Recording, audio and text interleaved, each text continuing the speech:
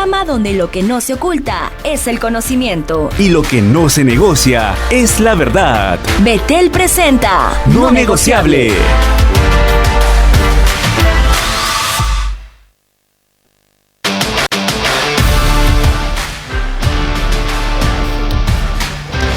Muy buenas tardes, amigos. Hoy día lunes 13 de mayo, bienvenidos a tu programa No Negociable, tu programa de análisis jurídico y político sobre temas de interés nacional. Estamos muy contentos de seguir en sintonía de Radio Betel por los 100.1 FM, porque Betel te acompaña. Y bien, como estamos iniciando esta semana, estamos muy contentos de tener el tema tan interesante como siempre, como usualmente lo tenemos, pero también contenta a la vez porque estoy compartiendo acá cabina con nuestros queridos amigos Isabel Soto y Jorge Delano. Hola Paulita, muy buenas tardes. Jorge, muy buenas tardes. Gracias a nuestra estimada audiencia por conectarse a esta hora a una edición más de nuestro programa No Negociable. Y les recordamos, por favor, no se olviden de comunicarse con nosotros, al WhatsApp 947-246-545, 947-246-545, porque vamos a estar compartiendo sus comentarios y también leyendo sus consultas sobre el importante tema que vamos a tratar el día de hoy. Jorge. Hola Isabel, ¿cómo estás? Buenas tardes. Hola Paulita, ¿qué tal? Buenas tardes, un gusto de verla siempre. Le doy la bienvenida a todo nuestro público a una nueva edición de su programa No Negociable. Manténganse en sintonía y empecemos. Así es, y el tema del día de hoy, porque va a quedar como siempre corto el tiempo, y más aún con el invitado que tenemos el día de hoy, que es, digamos, es el Pensotti de nuestras épocas. Pensotti el peruano. tema, ahora van a saber quién es Pensotti, van a conocer un poco más acerca de la historia de la iglesia evangélica en el Perú, acerca de muchos temas más, pero sin más preámbulos, el tema del día de hoy es el derecho fundamental de la libertad religiosa. Y para esto, para que ustedes puedan tener mayor alcance, saber un poco más, producción tiene un audio para nosotros. La primera sala de la Suprema Corte de Justicia de la Nación analizará un amparo en el cual se cuestiona si los gobiernos pueden colocar representaciones del nacimiento de Jesucristo en espacios abiertos y con uso de recursos públicos. Sin embargo, expertos en la materia consideran que se trata de un avance en promover la libertad y pluralidad de religión. El amparo busca definir si los gobiernos que usan dinero público para poner símbolos religiosos en espacios públicos es violatoria de la libertad religiosa y de los principios constitucionales del Estado laico y del principio de igualdad y no discriminación.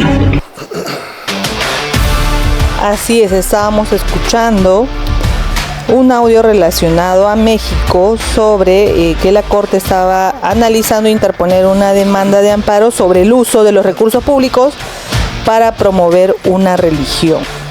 Y en el caso específicamente, por ejemplo, de Perú, que esto podemos trasladarlo, puedo lanzar esta pregunta, ¿no? ¿Crucifijos y Biblias en espacios públicos afecta la libertad religiosa? Eso tiene que ver con nuestro tema. ¿Estamos en un estado laico o no? ¿Qué es lo que está pasando actualmente en el Perú en relación al ejercicio de la libertad religiosa?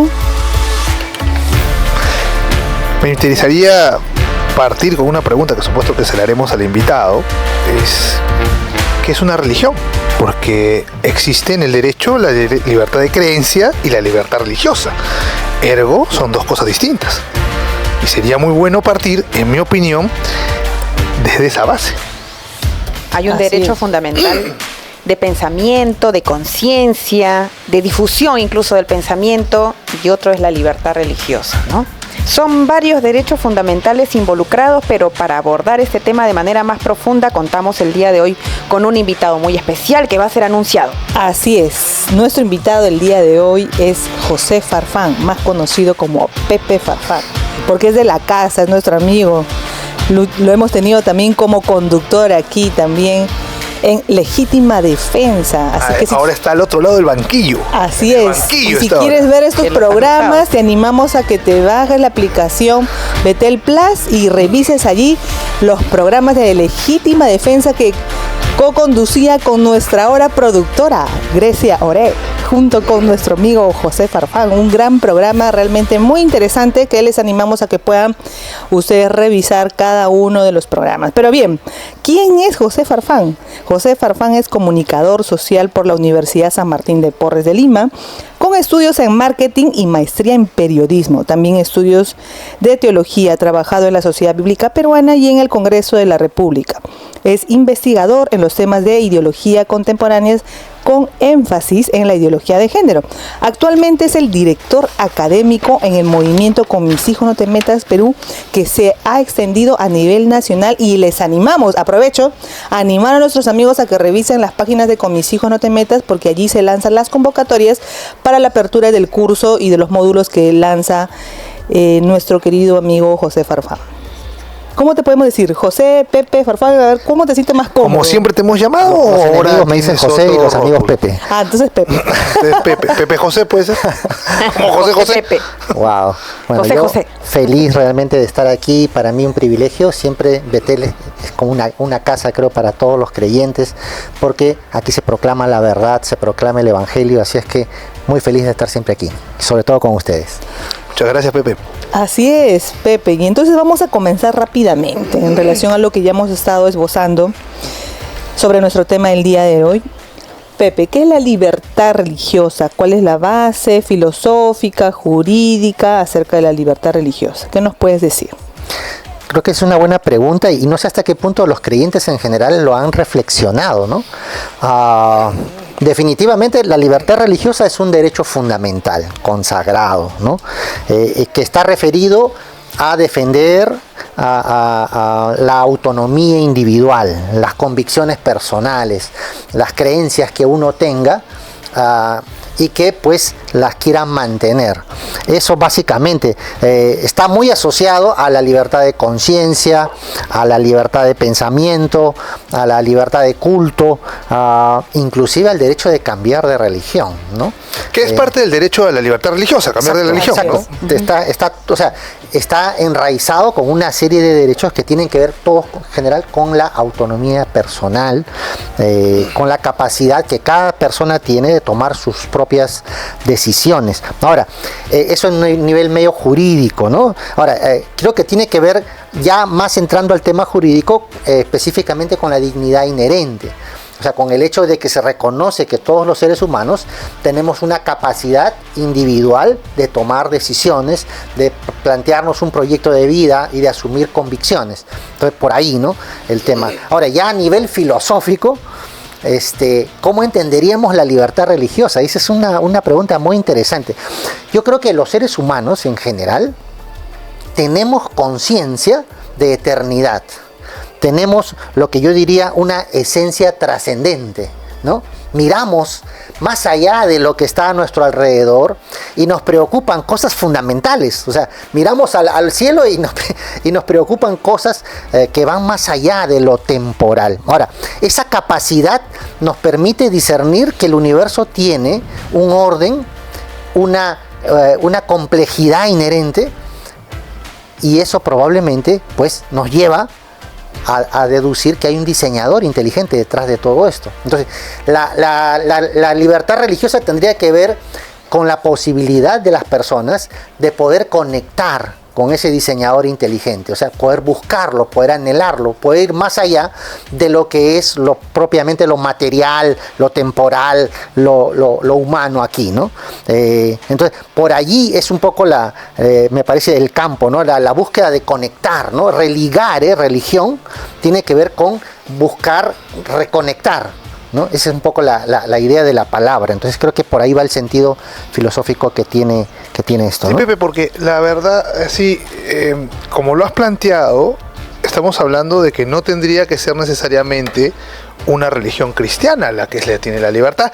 Y ahí quisieras plantearte una pregunta que me viene sonando en la cabeza hace rato, que es: ¿la religión cristiana o la Biblia te permite a ti la libertad de elegir otro Dios?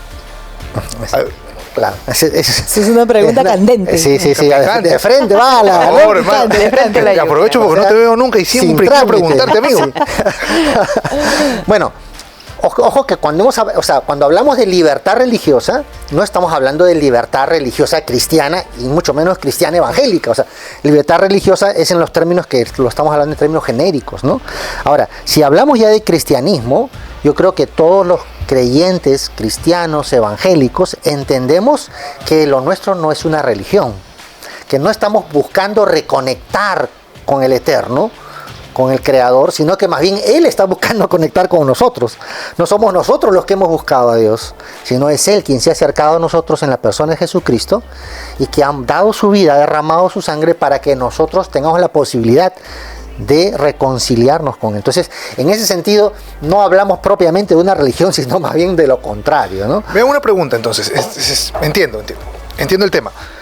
Pero bien vamos a decir que la libertad religiosa se mueve en un espacio jurídico laico. Sí, también entendemos que la dignidad humana, que hemos dicho que es el fundamento de los derechos, en realidad es un concepto traído del cristianismo de la imagen y semejanza de Dios, que se ha secularizado, y cuando se seculariza algo, se pierde algo. Acá. Pero podemos decir que inclusive en la Biblia no se plantea, o por lo menos después en el Nuevo Testamento, y no sé, voy a decirlo así como pregunta, no como afirmación, no se plantea una situación en la que el Señor, como has dicho, Dios, que nos busque de una manera coercitiva. O, lo digo de otra manera, ¿cómo es mejor que se predique la palabra, ¿no? O se expanda la gran comisión? ¿En libertad o sin libertad? Buenísimo. Yo creo que desde el comienzo, desde el momento que abrimos Génesis, nos damos cuenta que el ser humano nunca fue coaccionado a adorar a Dios. Desde el comienzo hubo libertad, y ahí está el árbol para decirle, tú tienes libertad de comer de su fruto o no hacerlo. O sea, Éxodo también, ¿no? Ahí la cosa, claro, tienes el camino del bien y el camino del mal. Ya la cosa está clarísima. O sea, los seres humanos fuimos creados a imagen y semejanza de Dios, con la capacidad de libre albedrío. Como tiene Él. De tomar, exactamente, porque somos imagen y semejanza suya. Entonces no hay coerción de por medio. Es más, hasta cierto punto sí se nos pide definición, porque recuerden que ahí, así como hizo esa parte de la historia al comienzo, también se dice, al final se dice, ojalá fueses frío o fueses caliente, ¿no? O sea, se nos pide una definición. Está bien, tú eres libre de elegir, pero elige. Toma tu decisión. Estarás con el Señor y eso implicará, pues, que asumirás toda la carga que eso implica, o simplemente estarás en contra de Él. Pero trata de no mantenerte al medio, porque esa es la peor posición de todas. Eso es lo que dicen, ¿no? O sea, sí hay capacidad de elección, pero hay una invitación a asumirlo conscientemente y con todas las demandas que eso implica. Qué interesante, Pepe, este tema, amigos, porque estamos diciendo de que la libertad religiosa no se circunscribe, digamos, a la religión cristiana evangélica, a la fe cristiana evangélica, sino que el mismo Señor nos dio la libertad de escoger entre el bien y el mal, entre el camino que lleva a la bendición o el que lleva a la maldición. Y ese ejemplo que ha citado Pepito acerca del árbol, de la ciencia del bien y del mal, del cual estamos en la potestad de poder obedecer al Señor o no, es lo que en cierta forma ha determinado luego el futuro de una historia larga que concluye, digamos, con un final feliz, porque el Señor Jesucristo viene a reconciliarnos con el Padre, a hacer esta reconexión, que es lo que dices que significaría etimológicamente la palabra religión, ¿no? Proveniente de religare. Muy interesante lo que estamos aprendiendo el día de hoy. Y Pepito, hablando de la historia, más allá del tema de la libertad religiosa, porque entiendo, haciendo un paréntesis, de que el mismo Señor Jesucristo, había gente que tenía fe y le decía, tu fe te ha sanado, tu fe te ha curado, ¿no? Pero también había un pueblo, no recuerdo el nombre, por el cual él pasó, y viendo que no había fe, pasó de largo. Y eso creo que es una expresión muy notoria de la libertad. Es decir, si tú crees en mí, entonces yo puedo obrar a través de esa fe, pero si no, yo paso de largo, ¿no es cierto? Nos queda claro el tema de la libertad, pero hablemos de las raíces históricas de esta libertad religiosa, entendida tanto en el aspecto individual como también en el estatal. Vamos a entrar un poco más a ese estado, si es que es un estado laico, es un estado, no es teocrático, pero hay mucha gente cristiana en el país, en nuestro país, Pero ¿cuáles son estas raíces históricas de la libertad religiosa, vista del punto individual y también del país? Bueno, tendremos que restringir un poco el tema a nuestro propio país, porque si vamos un poco más allá, pues la cosa es muy amplia. Pero ya hablando del Perú, a lo sumo pues de Latinoamérica, está claro que desde la llegada de Cristóbal Colón en el siglo XV, la libertad religiosa fue conculcada completamente en esta región. O sea, se suprimió completamente la posibilidad de poder asumir cualquier otra creencia que no sea catolicismo romano. Estoy hablando básicamente en los terrenos, en los ámbitos del Imperio Español, ¿no? En Norteamérica ya fue otro tema, pero aquí básicamente se impuso por la fuerza la exclusividad del catolicismo romano. Es más, hubo una política que se llamó la política de extirpación de idolatrías, ¿no? Que buscaba justamente erradicar cualquier tema religioso o de creencias que no fuera compatible. Ahora, esto como se hizo de manera impositiva, lo que logró fue que no que hubiera una conversión real de las personas, por supuesto algunas probablemente sí, pero la gran mayoría se veía obligada, coaccionada a asumir las formas romanas, pero mantener de alguna forma sus propios cultos, y eso dio lugar a un tremendo sincretismo religioso en nuestro país, que hasta ahora todavía lo podemos ver en muchos lugares, ¿no? No sé si ustedes recuerdan, por ejemplo, los incas eran muy adeptos a honrar a los montes, ¿no? Ellos le llamaban huacas, ¿no? Y eran lugares de adoración, ¿no? La tierra, la Pachamama. Exacto, pero sobre todo los montes eran como un lugar especial de adoración. Ahora, cuando se impone el catolicismo romano, como se vieron forzados a tener formas católicas, lo que hicieron fue ponerle una gruta encima en la punta del cerro y seguían adorando a la huaca, o sea, pero bajo el ropaje católico romano, y así y eso en la actualidad muchos no sincretismos hasta ahora, claro, sí, de ese tipo, ¿no? Ahora, eso era comprensible porque, como dijo Jorge, se estaba imponiendo, no se estaba dando libertad de elegir, sino que esto vino por la fuerza. Ahora, a tal punto se impuso esto, que hasta hubo pues el famoso tribunal de la Santa Inquisición, ¿no? Que literalmente te podía calcinar vivo si te encontraba que estabas haciendo cosas que no iban en la línea católico-romana, ¿no? Esto fue a partir de 1511, ¿no? que empezó a llegar el tribunal a América, y aquí en Lima, Perú, se establece en 1569. Entonces ya a partir de allí las cosas se complican más todavía, porque ya no solo era un tema de tener que aparentar ser católico, sino que te descubrían algo raro y definitivamente tenías que pasar por un tribunal muy fuerte. Ustedes recuerden, en el Congreso hasta ahora existe allí el Museo de la Santa Inquisición, que lo han cerrado hace mucho tiempo, no sé por qué, debería estar abierto eso, porque ahí se puede ver claramente el nivel de tortura que sufrían las personas que tenían que pasar o eran acusadas para entrar a este tribunal y pasar. Allí fue donde apareció en este tribunal. Mire, eso empezó en 1569, y solo poco después es que empezó el primero, ellos le llamaban auto de fe, como un espectáculo para toda la gente, donde se iba a juzgar delante de toda esa gente, y si era culpable la iban a quemar o la iban a martirizar ahí en vivo, ¿no? Para que todo el mundo lo vea. Allí fue donde aparece el primer mártir evangélico de la historia del Perú, que fue Mateo Salado, un francés que leía la Biblia y compartía del Evangelio, ¿no? Lo descubrieron, el tribunal, la Inquisición lo capturó, lo apresó, se hizo el loco al comienzo y logró que por un momento lo pudieran liberar, pero luego lo capturaron otra vez, y como él declaró abiertamente su fe en Cristo, lo condenaron a la hoguera. Fue quemado vivo en la huaca que lleva su nombre hasta hoy día en Pueblo Libre, al costado del Parque La Bandera, ahí en Pueblo Libre. La huaca Mateo Salado es el lugar donde él fue quemado vivo el primer mártir de evangélico de la historia del Perú. Ahora, después de ese tiempo, ya se imaginan, las ganas que tenía la gente de manifestar su fe eran muy pocas, así es que el evangelio tuvo que demorar desde allí más de 2 siglos, 2 siglos y medio todavía, para poder establecerse oficialmente en el Perú.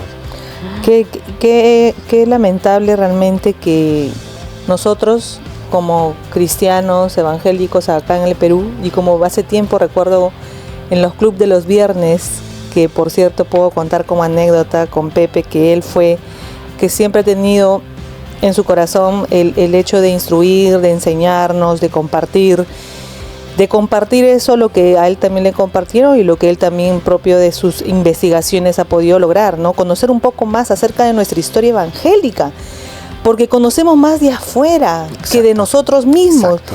Y qué lamentable que muchos de los cristianos ni siquiera sabemos quién es Mateo Salado, ni lo que ha hecho, la revolución que hizo, porque fue nuestro primer mártir, ¿no? Y justamente en relación, y que tiene mucho que ver el tema de la libertad religiosa, justamente con la historia de la iglesia evangélica en el Perú. Y en ese punto va mi pregunta, Pepe. ¿Cómo fue después de esos 2 siglos y medio, después de Mateo Salado, un silencio? Sí, lamentablemente. ¿Y luego qué pasó? Porque el nivel de brutalidad, el nivel de salvajismo al que se sometían pues a las personas que entraban al tribunal era terrible. Entonces la gente literalmente se autosilenció, ¿no? Yo estuve leyendo hace poco a Ricardo Palma, ustedes recuerdan, nuestro tradicionista, ¿no? Histórico. Él escribió un libro que muy pocos conocen. Ricardo Palma, su libro se llama Anales de la Inquisición de Lima. Wow. Este libro fue escrito en 1863. ¿Y sabe por qué lo escribe? Porque poco antes había habido supuestamente una trifulca en la ciudad y supuestamente todos los materiales, los registros de la Inquisición se habían perdido. Wow. Entonces, como se habían perdido, ya no se sabía qué había pasado, y él se propuso hacer una investigación exhaustiva de todas las fuentes que todavía quedaban disponibles para intentar reconstruir la historia de la Inquisición. Y él escribe este libro en 1863, y miren lo que dice en Ricardo Palma. Él dice que la Inquisición se hizo en nombre de aquel que dijo que a los delatores de la mujer adúltera: el que de vosotros esté sin pecado, que arroje la primera piedra. Y en nombre de Jesús, ¿no? Se hizo esto. En nombre de fue que se vio a la Inquisición inmolar millares de víctimas en una fiesta religiosa y apellidar auto de fe a este acto de monstruosa atrocidad. Wow.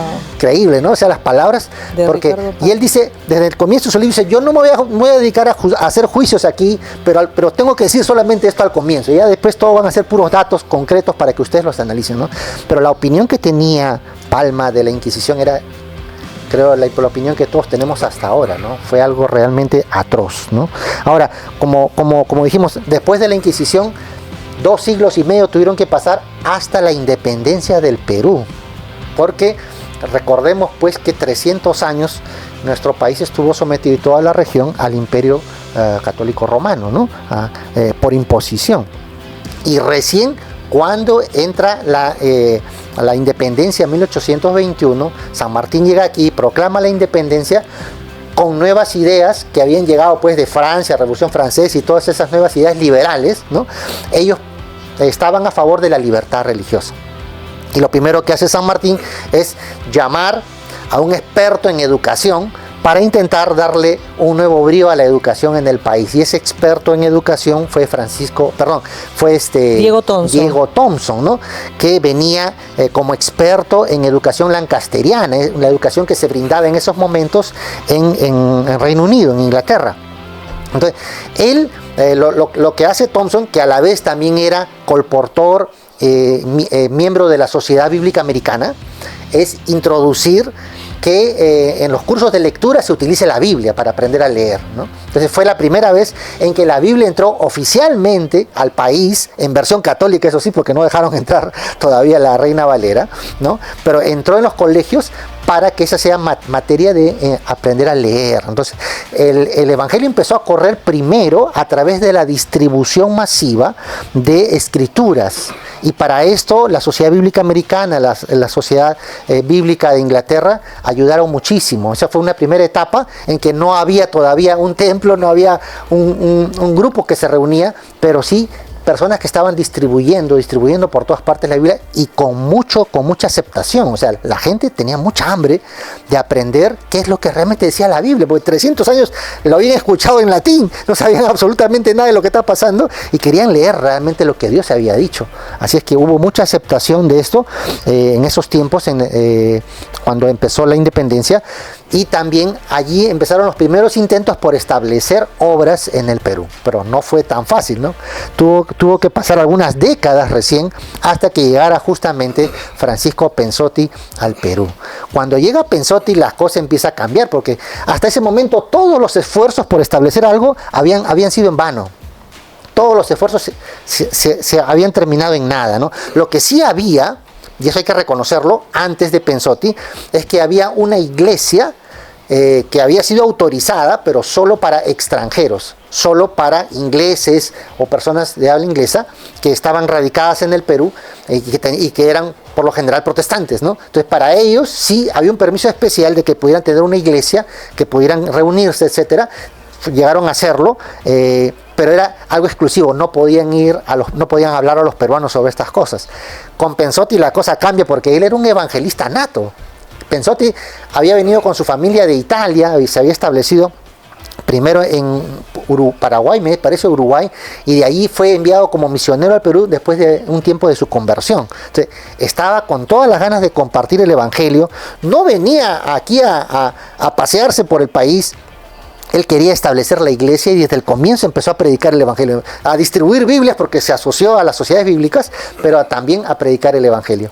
Y mientras predicaba, empezó a reunir gente, tanta gente, dice que al comienzo hasta 300 personas se juntaban a escucharle, que allí sí fue cuando ya las autoridades religiosas empezaron a preocuparse. Dijeron, oye, este sí está peligroso porque ya mucha gente le está siguiendo, ¿no?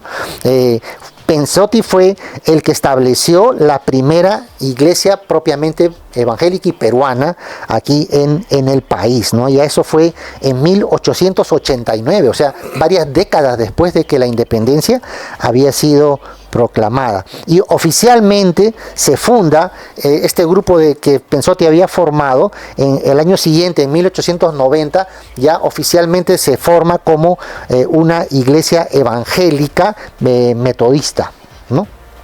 Una primera iglesia metodista episcopal del Callao, oficialmente, ¿no? Pepe, pero sí. Antes que sigas, yo solamente quiero saber algo. Dime. Y algo que también te había consultado hace tiempo, cuando se vio los 200 años de la educación, el bicentenario del Perú, y todos hablaban de Diego Thompson, pero nadie hablaba de Pensotti. ¿Qué es lo que pasa? Eso es lo que siempre me he preguntado. ¿Qué pasó con Pensotti? Porque yo quise, en donde estaba trabajando antes en la Comisión de Educación, hacer un reconocimiento por la obra de Pensotti, pero todos no, todos Diego Thompson.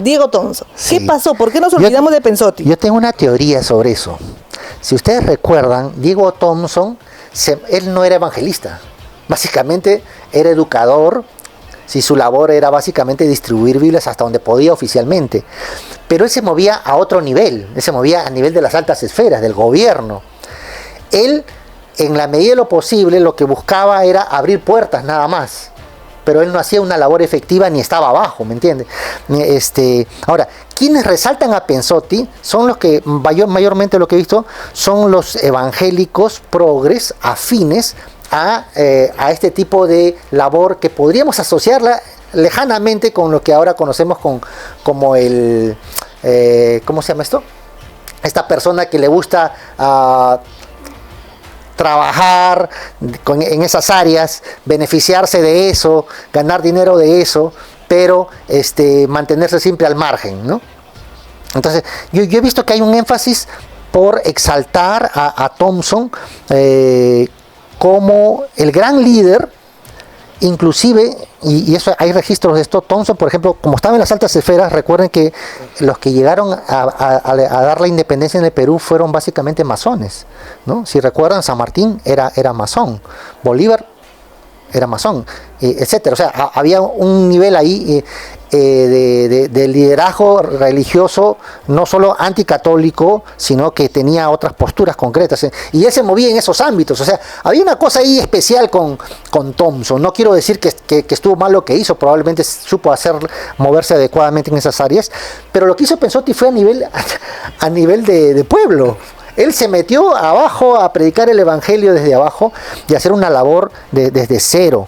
Yo creo que eso es más eso, no se reconoce por eso. Sin embargo, en esa época sí era muy conocido. Pensotti fue llegado a conocer como el apóstol Pablo de América. O sea, a él lo llamaban así, el apóstol Pablo de América. ¿Por qué? Porque al igual que el apóstol Pablo, no solo tenía una gran pasión evangelística y fundó no solo muchas congregaciones, sino que él fue encarcelado por hacer eso. O sea, lo metieron preso a Pensotti. ¿Qué había pasado? Envió misioneros a Arequipa para que establecieran una obra en Arequipa, porque él estaba queriendo ganar todo el país. Y en Arequipa metieron preso a los hermanos que él había enviado.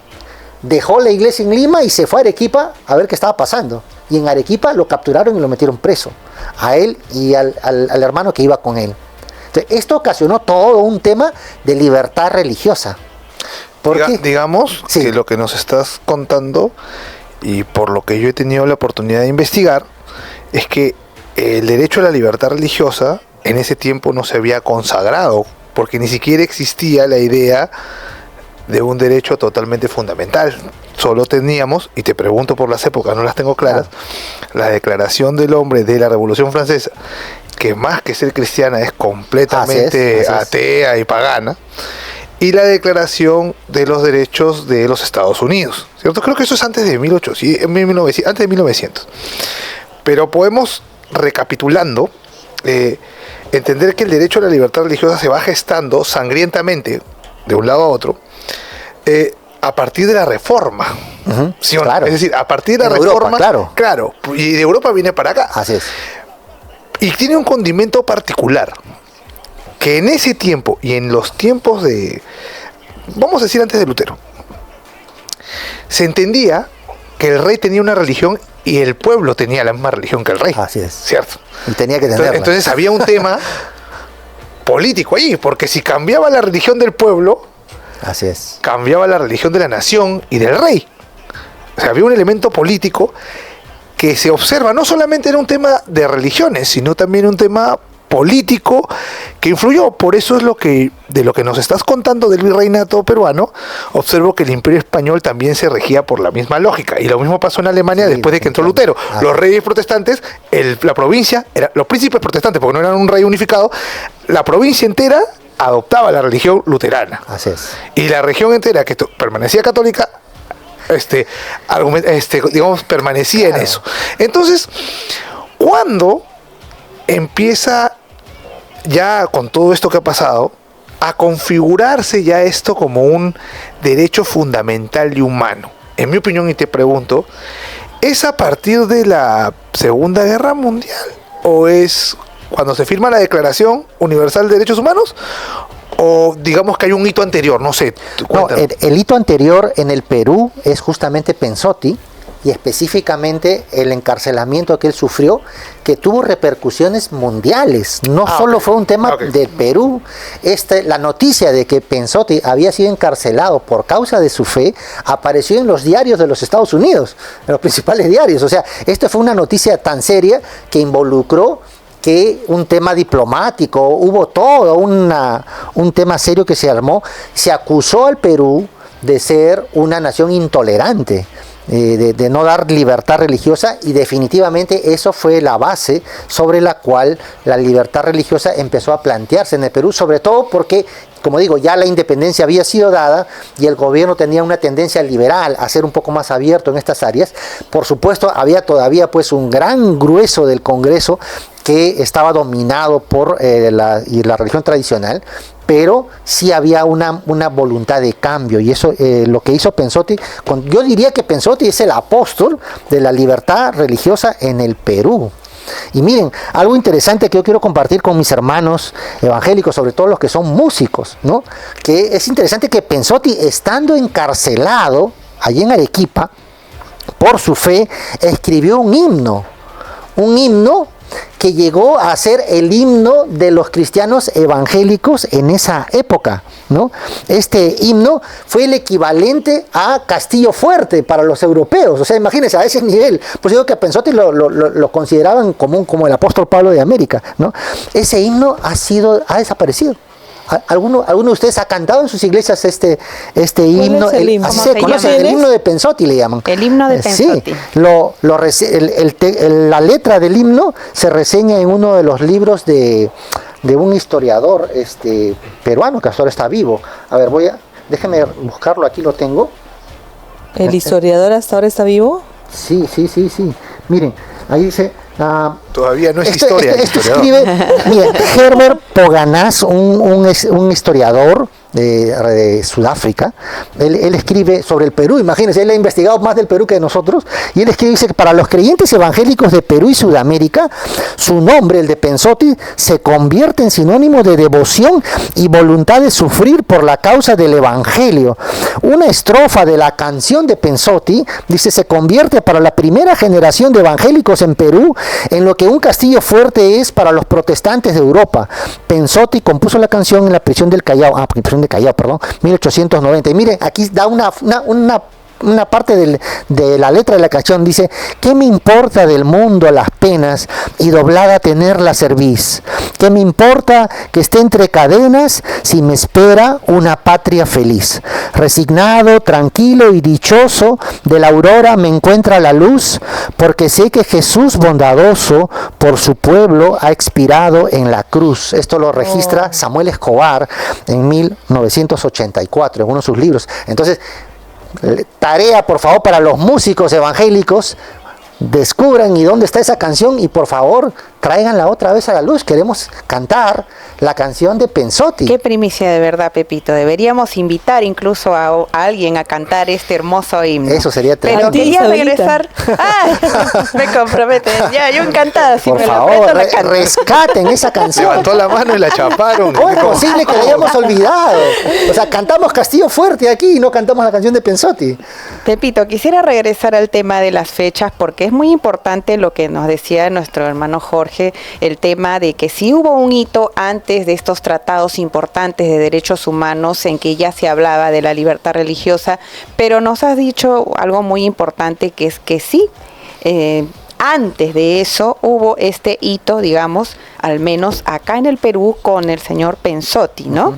Y que en 1890 fundó una iglesia metodista y luego diversas congregaciones. Finalmente en Arequipa fue encarcelado por su fe y esto fue una noticia mundial. Dices que repercutió también en el ambiente internacional.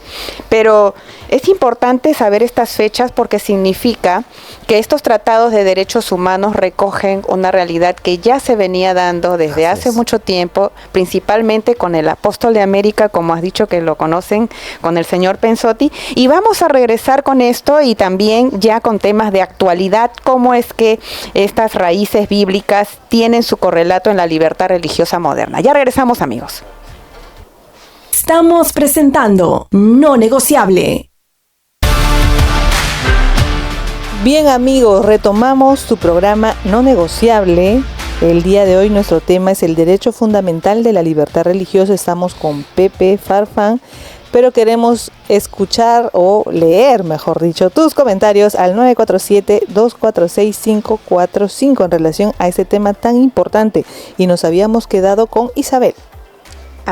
Sí, antes de la pausa, amigos, estábamos cerrando un poco el capítulo de Pensotti en el Perú, el conocido apóstol de América, un gran representante de lo que era el evangelismo en el Perú y que, por cierto, su historia tuvo una repercusión no solo nacional sino internacional. Pero ahora queremos trasladar toda esta realidad que se dio antes de los tratados de derechos humanos, la libertad religiosa que ya ejercíamos, pero ya visto desde el punto de vista de la perspectiva actual moderna.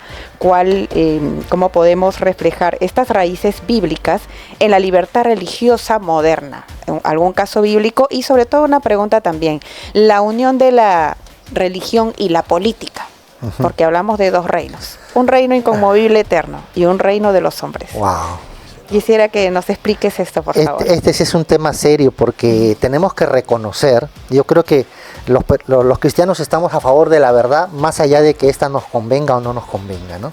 Y si hay algo que reconocer es que, si bien es cierto, al comienzo de la iglesia cristiana hubo una persecución terrible, no solo por parte del Imperio Romano, sino también por parte del propio judaísmo, ¿verdad? Reconozco que el mismo Pablo era un judío recalcitrante que perseguía a cristianos, ¿no? Entonces, si bien es cierto, pasó eso más o menos los 3 primeros siglos, en el 312, cuando Constantino vence a Magencio con ese símbolo de la cruz que había visto supuestamente una visión, ¿no? Que le había dicho que con eso iba a ganar, y se proclama emperador de todo el Imperio Romano. Él abre las puertas al cristianismo, él mismo se declara cristiano, su mamá era cristiana, fue una de las primeras peregrinas, entre comillas, que fue a Jerusalén a fundar iglesias cristianas allí en los lugares de donde supuestamente había ocurrido algún acto importante de la historia bíblica. Cuando pasa eso, Constantino se convierte en el primero que fusiona lo político con la iglesia. Ojo que en el Imperio Romano había libertad religiosa, pero no para los cristianos, por una simple razón. Así es. Porque ninguna de las religiones paganas discutía al emperador. Así es. Y tampoco discutía las bases sociales, porque era una sociedad totalmente clasista. En cambio, cuando llega el cristianismo, dice: no hay hombre ni mujer en Cristo, no hay esclavo ni libre, no hay judío ni griego. Eso realmente rompe o ataca la estructura social del Imperio Romano. Y además el tema del César. No solo quería hacer ese apunte, discúlpame que te interrumpa, ¿sí? Pero ojo que la previa a eso fue lo que hicieron los judíos, porque tampoco, ¿sabes? Los judíos son monoteístas completos, tampoco aceptaron la adoración al César, pero a diferencia de los cristianos, ellos se asimilaron, de alguna forma se asimilaron al imperio. Es interesante ver eso porque en lo judío, la parte religiosa está muy unida a la social. Y cuando nosotros estamos hablando de lo romano, era la clase, el clasismo de estructura, no era la religión, porque, como te decía, había libertad para hacer cultos paganos cual tú quisieras. Pero cuando se discutía la deidad del César, claro, ahí había un problema. Así es, así es. Ahora, cuando se fusiona el gobierno romano, el Imperio Romano, con la iglesia, en una primera parte hubo un tremendo alivio para los cristianos que ya no estaban sufriendo persecución. Entonces eso fue un tremendo alivio realmente. Podían ahora predicar con libertad el evangelio en todas partes, pero la mala noticia es que pues la religión empezó a tener preponderancia, importancia, influencia sobre las decisiones que se tomaban en la iglesia, y la cosa fue progresivamente degenerando, ¿no? De hecho recuerden, apenas se proclamó el cristianismo como religión oficial, poco después se realizó una primera reunión importante de todos los líderes cristianos que habían en el imperio, y eso fue presidido por el propio Constantino. O sea, era el rey. ¿Fue el concilio de Nicea? Exacto. Era él, o sea, el poder político presidiendo una reunión religiosa, cristiana. O sea, eso se dio. Ahora, lo que viene en adelante es un proceso que yo llamaría de evangelización de la sociedad, pero a la vez de secularización de la iglesia. Así es. Porque se va mezclando las dos cosas. De ser una religión perseguida, el cristianismo pasa a ser la religión dominante, y mucha gente que no quería saber nada con el cristianismo se convierte de la noche a la mañana en cristiano para acceder a puestos importantes. O sea, llega a ser tanto esto que ser sacerdote se convierte en un símbolo de prestigio social. Es como ser un médico, un abogado. Toda familia quería tener su sacerdote, y si fuera obispo o algo más, mucho mejor todavía. O sea, todo eso era un tema de prestigio social y no de espiritualidad ni convicción de fe. Entonces la cosa se empieza a pervertir bastante, las doctrinas empiezan a cambiar, la misma salvación se empieza a vender, ¿verdad? Ya lo sabemos. Por esa razón es que Lutero, entre otras cosas, pues proclama sus tesis y todo eso, y empieza la reforma. Entonces todo ese proceso no ayudó al evangelio. O sea, al comienzo sí fue un alivio, pero finalmente no ayudó. Y hay que decirlo con toda claridad, porque tenemos que evitar que eso pase en Latinoamérica. Y ojo, que aquí la cosa ha sido al revés. O sea, la mejor noticia que tenemos los cristianos evangélicos en Latinoamérica es que aquí nadie impuso el evangelio, a nosotros. O sea, el evangelio, tal cual está en la palabra, fue predicado a la gente de manera que la gente lo pueda elegir con plena libertad. Ningún evangélico aquí ha sido con una pistola obligado a ser evangélico. O sea, esa característica no se dio en Europa. Como estuvo contando Jorge, esto se impuso por muchas formas, sobre todo por asuntos políticos. Pero el evangelio ha crecido en Latinoamérica de manera natural, y en estos momentos ya hay países que tienen más de la mitad de su población que se declara evangélica, sobre todo en Centroamérica, ¿no? Aquí en Sudamérica, ya estamos hablando de la última encuesta de Latino Barómetro, más de 33% en Venezuela, igual algo similar en Brasil, etcétera, en Perú 18,8%, yo creo que es más, pero eso es lo que dicen oficialmente. Quiere decir que hay un tremendo crecimiento del evangelio en libertad, sin ningún tipo de presión, y algo muy importante, sin el apoyo oficial del gobierno. Porque ¿qué pasó en Europa con la reforma? El gobierno financió todo. El gobierno financiaba las iglesias, el gobierno le pagaba el sueldo a los pastores. Hasta ahora lo hacen en algunos casos, por eso es que les pueden imponer lo que quieran, ¿no? Pero en Latinoamérica no, las iglesias han crecido con su propio peculio, que si había que construir una pared, pues había que hacer unas actividades o lo que sea para juntar el dinero y hacerlo. Y las iglesias han nacido y han crecido mayormente trabajando por sí mismas, y eso es lo que les ha dado una autonomía y un ritmo de crecimiento natural que jamás se dio en Europa. Pepe, esa es la diferencia. Hablando de los hitos de la libertad religiosa moderna, en mi opinión, se instaura como derecho humano después de la Segunda Guerra Mundial, luego de ver que en esa guerra se enfrentaron varios regímenes totalitarios que iban a abarcar inclusive el pensamiento de la gente. Y también porque en algún caso, como por ejemplo en el caso nazi, en el caso de los alemanes en Alemania, inclusive se buscó el apoyo de la iglesia para cambiar el tono del mensaje cristiano contra los judíos. Sí. Hubo también ahí una manifestación de la iglesia, que es la iglesia confesante, que se negó a colaborar con Hitler en esa situación. Pasado todo lo que había pasado ahí, se firman 3 tratados. Uno es la Declaración Universal de Derechos Humanos, luego el Pacto Internacional de Derechos Civiles y Políticos y el Pacto Internacional de Derechos Económicos y Sociales, los cuales dejan claro o reconocen la dignidad humana, y además inherente todavía, o sea que ya no el Estado no lo otorga la Iglesia, no lo otorga a nadie, y dejan claro un derecho, un reconocimiento a la libertad de pensamiento, conciencia y religión. Ojo, es un derecho con 3 componentes o 3 dimensiones, no son 3 derechos separados para el caso de estos tratados. Y establecen allí que el Estado no puede intervenir en eso, no puede, digamos así, intervenir en esa esfera, porque es la esfera más íntima del ser humano. Y a través de eso también establecen una regla que hasta ahorita ha quedado, que me parece importante, porque tú eres como yo, de con mis hijos no te metas, como todos que estamos aquí. Establecen claro que los padres tienen el derecho de que sus hijos o pupilos reciban la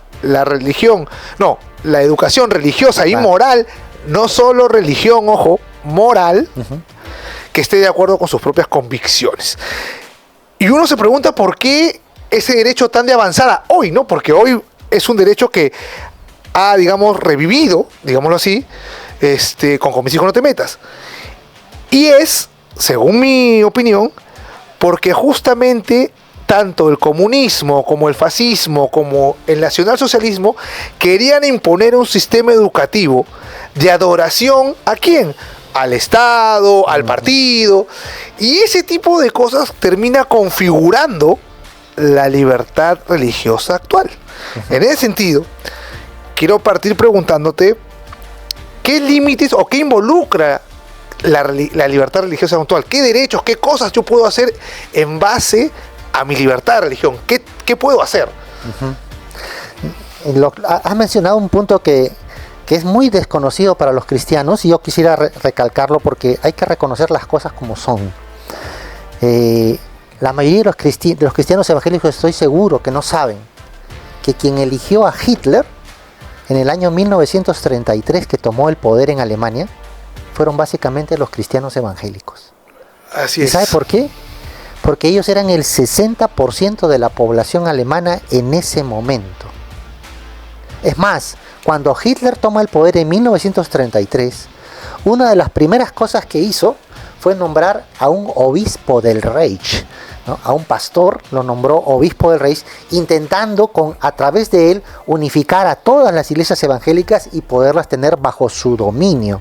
Otra de las cosas que hizo Hitler fue incorporar a las juventudes hitlerianas a todos los grupos juveniles y evangélicos que había en ese momento. A todititos los pasó a las juventudes hitlerianas, o sea, para poder adoctrinarlos en la ideología nazi. Entonces, lamentablemente, cuando la iglesia no entiende que tiene una responsabilidad política, puede caer fácilmente en las garras de un dictador, como pasó en ese momento, y puede terminar siendo cómplice de todo lo que esa persona puede realizar. O sea, realmente tenemos que darnos golpes de pecho y decir, pues, reconocer que tenemos una responsabilidad histórica allí también con lo que sucedió. Finalmente, muchos de los cristianos evangélicos de esa época, como dijimos que era la mayoría de la población, fueron los que fueron vestidos de soldados y fueron los que murieron en la guerra, en la Segunda Guerra Mundial, lamentablemente, ¿no? Ahora, ¿qué lección nos da eso a nosotros? Tenemos que cuidar con el tema nuestra libertad religiosa es preciosa, hay que cuidarla, hay que defenderla, pero no a costa de doblegarnos a la autoridad de un gobierno, de un Estado. Y lamentablemente lo digo porque está pasando, ¿no? Hemos visto el caso de Nicaragua, donde este gobierno dictatorial ha eliminado, ha botado del país a muchas organizaciones cristianas, a muchas ONGs que hacen labor social, ha cerrado muchas iglesias evangélicas y a las que ha quedado las ha dejado allí porque han sacado comunicados diciendo que allí hay libertad de expresión. O sea, es impresionante, ¿no?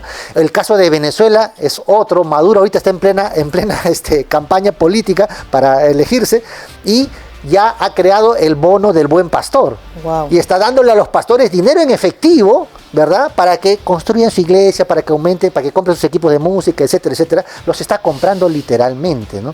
Entonces, eso no debe pasar, porque la historia nos enseña que cuando la iglesia se somete a las botas de un dictador, termina siendo pisoteada terriblemente. Así es, Pepe, y quiero recordar a nuestros amigos que el 23 de julio de 1637, una comerciante dentro de una iglesia en Escocia, dirigido en ese entonces por los reyes, cuando trataron de reemplazar la Biblia por leer el libro de oración común, dijo, es enough, es suficiente. Basta es basta, que es el lema de con mis hijos no te metas en Estados Unidos. Y es justamente lo que vemos actualmente en el Perú, la lucha de la ley de libertad religiosa, que lo hicieron justamente los evangélicos. Y ahora estamos en la lucha de la libertad religiosa, específicamente en el tema de la objeción de conciencia, que es un proyecto de ley que ha sido elaborado por el congresista Alejandro Muñante. Excelente. Y que próximamente también se va a ver, y creo que es muy importante que como cristianos estemos nosotros muy atentos a lo que el Congreso de la República resuelva en relación a ese tema. Te agradecemos mucho, Pepe. Como dije al inicio, ha quedado corto el tiempo, el programa. Te comprometemos para otro programa, definitivamente. Gracias. Pero, ¿qué les ha parecido, Jorge, Isabel? Bueno, en primer lugar, retomando la historia, hay que tener cuidado de no caer también en nosotros ser, como cristianos evangélicos, igual de intolerantes. Porque lo que ha pasado es que la guerra, o mejor dicho, el decurso histórico mediante el cual se ha configurado este derecho, fue muy sangriento. E inclusive los protestantes también torturaron personas. Pues. Entonces nosotros tenemos que cuidar, como seguidores de Cristo, a no caer en el mismo exceso que combatimos, a no convertirnos en el monstruo que combatimos. Y lo otro es que debemos tener presente que es nuestro derecho, por ser imagen y semejanza de Dios. Y no debemos conculcar ese derecho porque el Estado nos venga a imponer educación sexual no acorde a nuestras convicciones, porque el Estado nos venga a imponer a que, por ejemplo, tengamos que hacer abortos o que tengamos que hacer eutanasias. Nosotros no tenemos por qué conculcar con eso. Recuerden a Sadrach, Mesach y Abednego, lean la Biblia y con eso obtendrán muchísimas respuestas de cómo objetar en defensa de su libertad religiosa. Excelente, así es, coincido plenamente y además, amigos, hay muchos instrumentos jurídicos que pueden ayudarnos a entender la libertad religiosa que ya está reconocida, pero principalmente los dejo con el artículo 2.3, en donde reconoce la Constitución peruana que toda persona tiene derecho a la libertad de conciencia y de religión en forma individual o asociada, y además indica no hay persecución por razón de ideas o creencias, no hay delito de opinión, es decir, eres libre para expresar y confesar tu fe cristiana, la fe que profeses, como dijo Jorge, Paola, en libertad, porque Dios nos hizo libres, pero siempre en el marco de un respeto y una tolerancia hacia la opinión contraria, ¿no? Hacia la expresión contraria. En fin, eso es lo que quería decir, Paola. Así es, y con esto cerramos el programa del día de hoy. Muchas gracias. Hasta una próxima edición de su programa No negociable. Sintonízanos los lunes y viernes a las 5:30 de la tarde. 100.1 FM. Betel te acompaña.